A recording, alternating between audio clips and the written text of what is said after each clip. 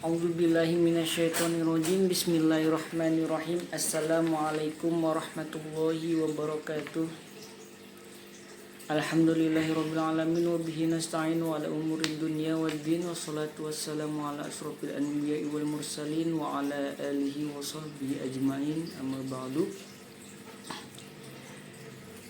Perkenalkan, nama saya Muhammad Faiz Abdillah dari Fakultas Tarbiyah Prodi PAI 3F. Di sini saya akan menjelaskan bagaimana cara metode ceramah diterapkan di kelas 1 MTS. Di sini saya akan mengajar pada materi Akidah Akhlak kelas 1 MTS yang berjudul pada bab 1 yaitu sifat wajib bagi Rasul. Langsung saja. Assalamualaikum warahmatullahi wabarakatuh. Bagaimana kabarnya anak-anak? Baik? Alhamdulillah. Kalau Bapak tanya bagaimana kabar, kalian menjawab alhamdulillah, super power luar biasa, Allahu Akbar. Bisa dimengerti? Oke. Ya. Bagaimana kabarnya anak-anak? Alhamdulillah, super power luar biasa, Allahu Akbar. Nah, semangat gitu ya. Ya, alhamdulillah di sini Bapak mengajar kalian ditugaskan untuk pada materi ini, yaitu bagaimana meneladani suri tauladan yang baik bagi Rasulullah, yaitu sifat wajib bagi Rasul. Ada yang tahu ada berapakah sifat wajib bagi Rasul? Ada yang tahu nggak? Nggak ada. Sifat wajib bagi Rasul yaitu ada 4. Yang pertama apa aja? Yang pertama ada sidik, yang kedua ada amanah, yang ketiga ada tablik, yang terakhir ada fatona.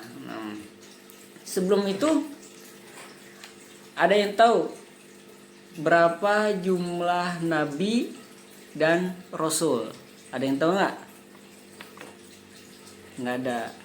Jumlah nabi dan rasul yaitu pertama itu nabi. Nabi jumlahnya ada 124.000. Sedangkan rasul berjumlah 315. Dan yang wajib diketahui itu ada berapa? Ada 25 ya. Langsung saja ke materinya, bahwa kita harus meneladani sifat-sifat bagi Rasul karena beliau mempunyai suri tauladan yang baik, dan di mana ada dalil pada surat Al-Qalam yang berbunyi wa innaka ala khuluqin azim. Sesungguhnya kamu yaitu budi pekerti yang agung. Kamunya itu siapa? Kamunya itu Rasulullah. Dan ada juga di surat Al-Ahzab yang berbunyi laqad kana lakum fi rasulillahi uswatun hasanah. Laqad kana lakum fi rasulillahi uswatun hasanah. Artinya apa? Telah ada di dalam diri siapa? Rasulullah, yaitu suri tauladan yang baik. Nah, sudah diterapkan tuh dalam Al-Qur'an surat Al-Ahzab bahwa kita harus meneladani suri tauladan yang baik. Kita harus mengikuti Rasul, sifat-sifat Rasul. Yang tadi disebutkan ada 4. Yang pertama ada sidik. Yang pertama nih ada sidik. Sidik itu apa sih? Ada yang tahu? Sidik itu yang berarti benar atau jujur. Lawan katanya itu apa? Berbohong, berdusta. Kalian itu tidak boleh yang namanya berbohong, apalagi berbohong kepada orang tua sendiri. Mah, minta duit mah, buat apa? Buat jajan. Padahal mah tidak jajan. Kemana? Main PS ke warnet. Bohong tidak? Bohong. Itu adalah sifat tercela, itu tidak boleh. Tidak boleh. Kita harus meneladani sifat-sifat yang wajibnya saja. Sifat yang wajib bagi Rasul itu semuanya baik-baik dan harus kita tiru bagi umat muslim. Yang pertama, sidik, benar. Beliau itu adalah harus ditiru pada umat muslim karena semua perilaku yang dilakukan Rasulullah itu adalah sebuah kebenaran dan sebuah kejujuran, bahwa kita juga dulu Rasulullah pernah mengajarkan tentang bagaimana berdagang. Beliau dulu berdagang. Bagaimana cara berdagang yang jujur, bagaimana berperilaku yang harus diteladani oleh orang sekitarnya. Beliau itu adalah orang-orang yang jujur, yaitu sidik. Kemudian yang kedua yaitu apa? Amanah. Amanah itu yang berarti dapat dipercaya. Lawan katanya itu khianat. Khianat, bahwa kalian itu tidak boleh berkhianat. Misalkan kalian itu dapat dipercaya untuk diamanatkan. Misalkan kamu yang namanya Agung diberi amanat, dititipkan oleh saudara kamu siapa namanya? Said. Oke. Diberi amanat oleh Said pulpen. Said bilang kepada Agung, titip pulpen ya, aku mau ke kamar mandi. Kemudian Agung ini malah ngilangin pulpennya. Apa itu sebuah amanat? Amanat tidak? Tidak. Karena Agung telah menghilangkan sebuah yang diamanatkan oleh Said. Dan itu tidak boleh.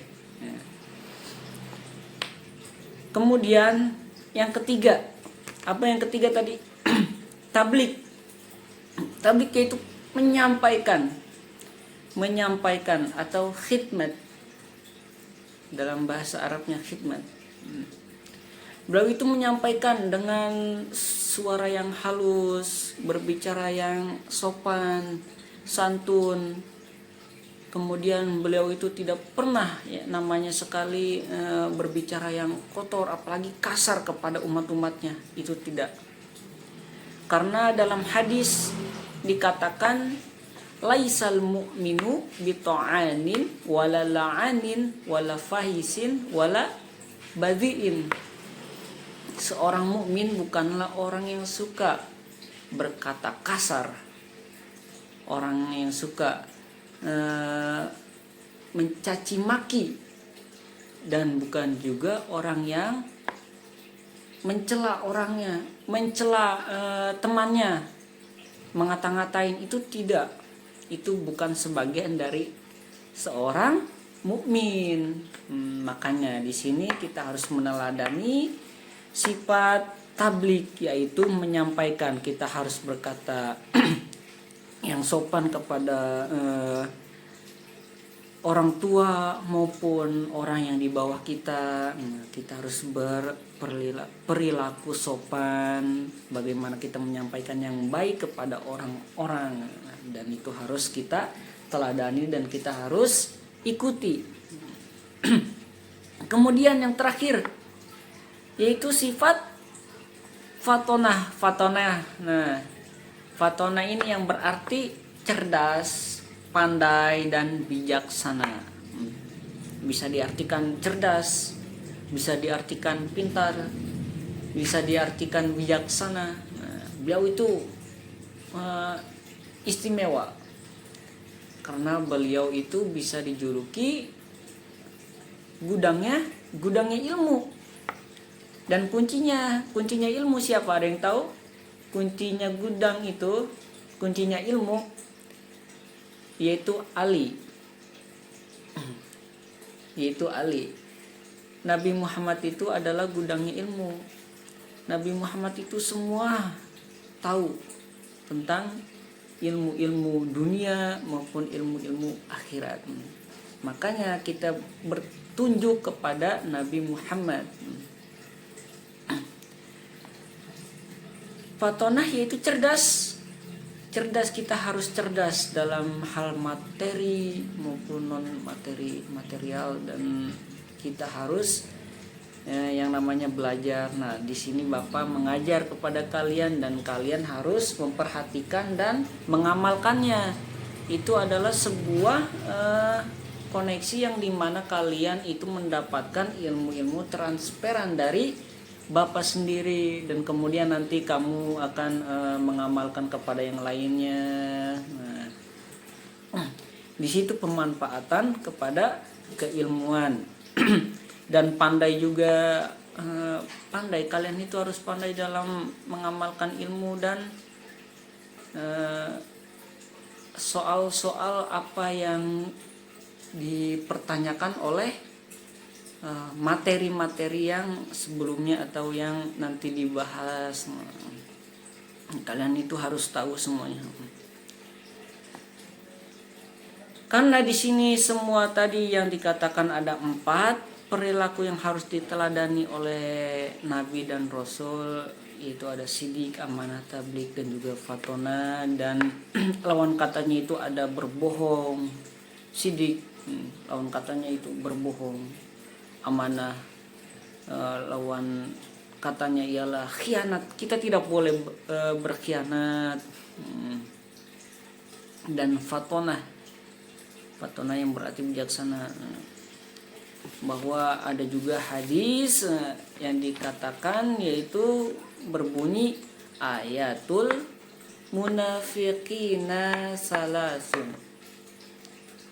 Yang pertama, idza haddatsa kadzaba, wa idza wa'ada ahlafa, wa idza tu'mina khana.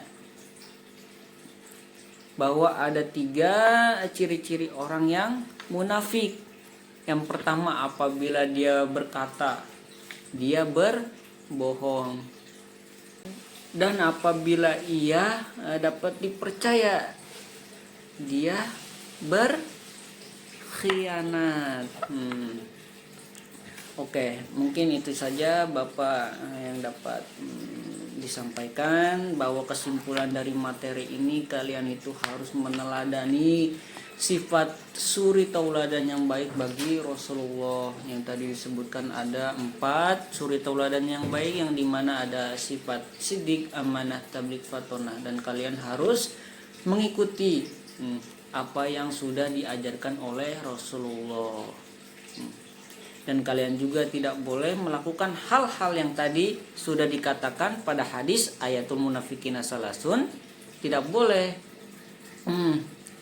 mengikuti bahwa kamu berbicara ia berbohong, dan dia berjanji ia mengingkari, dan dia dapat dipercaya ia berkhianat, dan itu tidak boleh ditiru. Oke?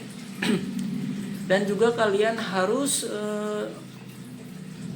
melihat bagi lingkungan kalian itu, bahwa ada, menurut kalian itu ada yang baiknya, ada yang buruknya. Kalau yang baik boleh kalian ikutin, tapi kalau ada yang buruk tidak boleh diikutin. Karena dari kalian ini sudah mulai masa-masanya puber, yang dimana akan melakukan sebuah yang diinginkan itu masa-masa bandel, bisa dibilang masa-masa bandelnya ya. Dan kalian itu harus bercermin lagi, apakah ini baik, apakah ini buruk. Karena su'ul khulqi yu'di. Karena akhlak yang buruk itu menular, makanya kalian harus memilih teman. Teman yang ini nih, wah dia mah baik nih orangnya, dia mah orangnya suka memberi makanan, suka memberi